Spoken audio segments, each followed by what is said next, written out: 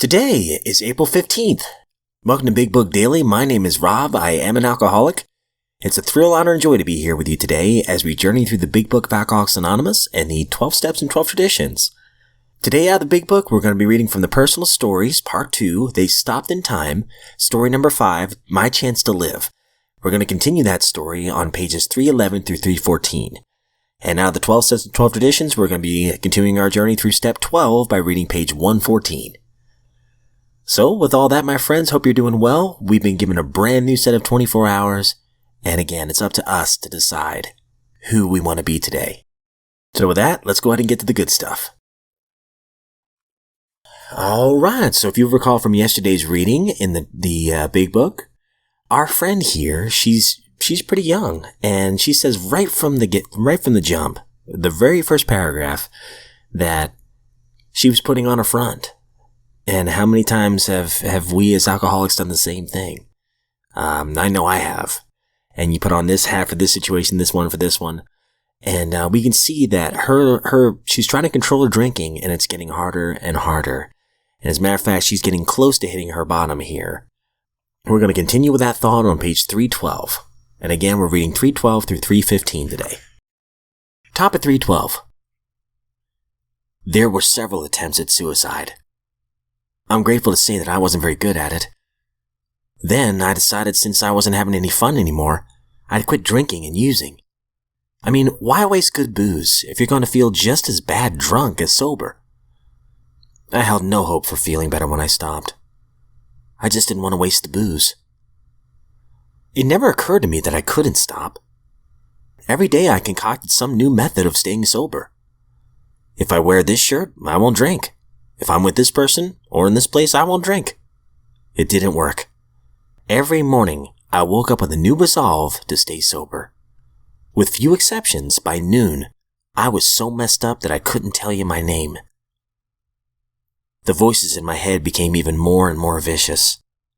With each failed attempt, my head said, "See, you failed again. You knew you wouldn't feel better. You're a loser. You're never going to beat this. Why are you even trying? Just drink until you're dead."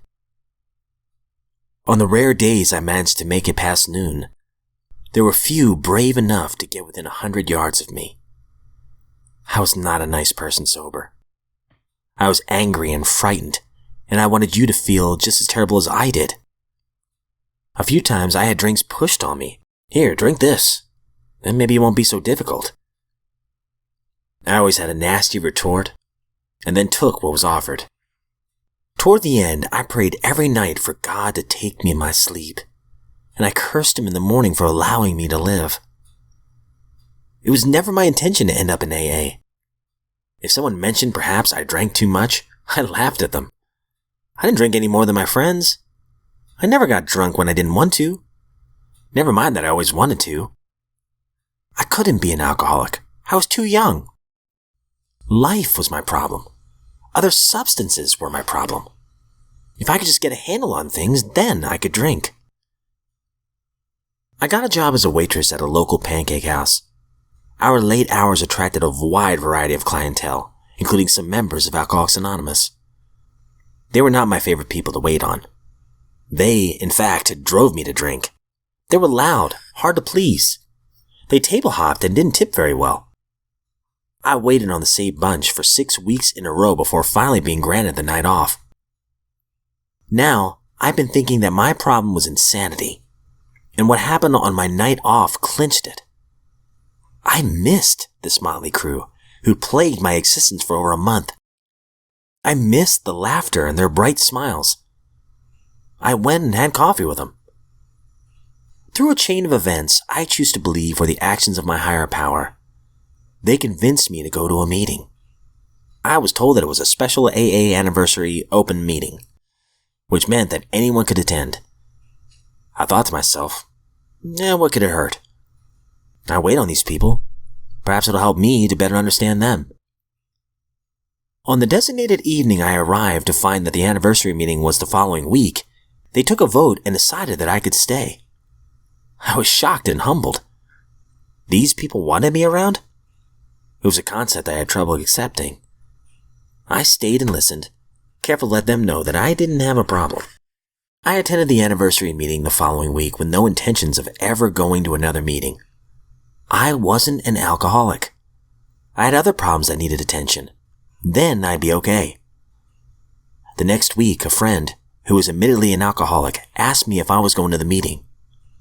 My head went to hyperspeed. If this person thought I needed to go, perhaps I did. But I wasn't an alcoholic. I attended the meeting and decided drugs were my problem. I stopped using them completely from that night forward. The result was a sharp increase in my drinking. I knew this would never do. Staggering home one night, it occurred to me that perhaps if I stopped drinking just for a while, maybe I could get a handle on things and then I could drink again. It took me about 3 months for me to realize that I was my problem, and drinking made my problem much worse. The other substances were simply tools to control my drinking. Given a choice, I'd take a drink over the other stuff in a heartbeat. Anger doesn't even begin to describe how I felt when I had to admit that I was an alcoholic. Even though I was grateful not to be nuts, as I'd first supposed, I felt cheated. All the people I saw sitting around the tables of Alcoholics Anonymous had been granted many more years of drinking than I. It just wasn't fair. Someone pointed out to me that life was rarely fair. I wasn't amused. But extending my drinking career simply wasn't an option anymore. 90 days sober cleared my thinking enough to make me realize that I'd hit bottom. If I were to go back to drinking, it would be just a matter of time before one of two things happened. I'd succeed at suicide, or I'd start to live the life of the living dead. I'd seen what that latter looked like, and real death was preferable. Alright guys, so pretty dark stuff, but I see a lot of hope here as well. I can't wait to talk about this in just a minute. Alright my friends, so out of the 12 and 12, we are journeying through step 12, which is having had a spiritual awakening as a result of these steps. We try to carry this message to alcoholics and to practice these principles in all our affairs. And in yesterday's reading, oh man, it was such a beautiful reading. Talking about two-stepping, half measures avail us nothing, right? Maybe doing one or two of the steps, but that's about it. But when we practice these principles in all our affairs, that's where the true challenge lies, but also the biggest manifestation of growth. And it says right here at the bottom of 113, can we transform these calamities into assets, sources of growth and comfort to ourselves and those about us? Well, we surely have a chance if we switch from two-stepping to 12-stepping. If we are willing to receive that grace of God, which can sustain and strengthen us in any catastrophe. So we are going to build on that idea on page 114 today. Top of 114. Our basic troubles are the same as everyone else's.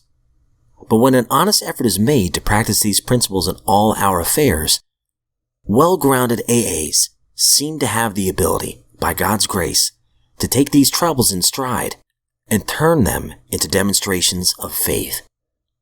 We have seen AAs suffer lingering and fatal illness with little complaint, and often in good cheer.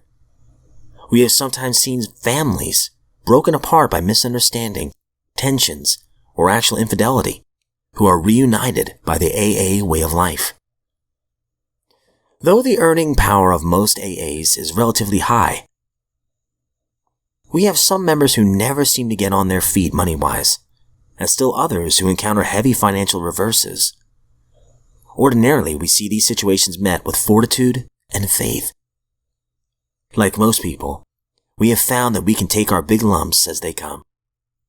But also like others, we often discover a greater challenge in the lesser and more continuous problems of life. Our answer is in still more spiritual development. Only by this means can we improve our chances for really happy and useful living. And as we grow spiritually, we will find that our old attitudes toward our instincts need to undergo drastic revisions. Our desires for emotional security and wealth, for personal prestige and power, for romance, and for family satisfactions. All these have to be tempered and redirected. We have learned that the satisfaction of instincts cannot be the sole end and aim of our lives. If we place instincts first, we have got the cart before the horse. We shall be pulled backward into disillusionment. But when we are willing to place spiritual growth first, then and only then do we have a real chance. Alright, some beautiful stuff once again. I love this part right up here, top of 114. Well-grounded AAs seem to have the ability by God's grace to take these troubles in stride and turn them into demonstrations of faith. Circumstances in life, oftentimes they get even more challenging the older we get. In my sobriety, circumstances have actually been harder than they were beforehand. But there's somebody I think of. I won't say his name because I don't want to break his anonymity, but he's somebody I really look forward to, a friend of mine in the fellowships, and he lost both of his parents within the same week. And he was still attending the fellowship. He was grieving, but he was also trying to stay positive and talking about the gratitude that he had for his parents. He also received a lot of support from the fellowship. So not only did he demonstrate the faith by, as it says here, God's grace, any newcomer who might be there, including myself, I wasn't a newcomer necessarily, but seeing that kind of faith just bolstered in my mind how amazing my higher power is and how amazing sobriety is. That here, a member loses 2 family members within the same week. And yet he shows up at a meeting, he's talking about how grateful he is. So I see that in him, the strength, and then I also see the support of the fellowship itself, the people that were there for him. And that's what this chapter made me think of. And going back to the big book real fast, I love that our friend here, she gives her credit to her higher power. It says, through a chain of events that I choose to believe were the actions of my higher power, this is on 313, they convinced me to go to a meeting. So she's waiting on these people, and shame on these AA members for not tipping well. But something about this congregation really attracted our friend here. So much so that even though they weren't the best tippers in the world, their laughter and their attitude was contagious. Something about these people fascinated our friend here. And she gives credit to her higher power. She's like, I have a feeling this was meant to happen. And sure enough, they invite her to this AA anniversary that's coming up. Our friend gets the date wrong, but they still invite her to the group and they want to talk with her. And they're very patient because our friend doesn't admit right away that alcohol's the problem, but they keep inviting her anyway. And to our friend's credit, she keeps coming back. So you just got to hold on to the miracle happens. But you can kind of see how perhaps this was lined up. And again, I don't want to read too much into it, but that's exactly what I thought too. That perhaps this was all lined up for a reason. So with all that, my friends, that's all we have today. Thank you so much for joining me in the Lifeboat of Recovery. I don't speak on behalf of AA or NA, Al-Anon, any political organization or religion. I am just a friend that loves these 2 books. I get something new out of it every single time. If we are given another set of 24 hours, I sincerely look forward to seeing you back here tomorrow.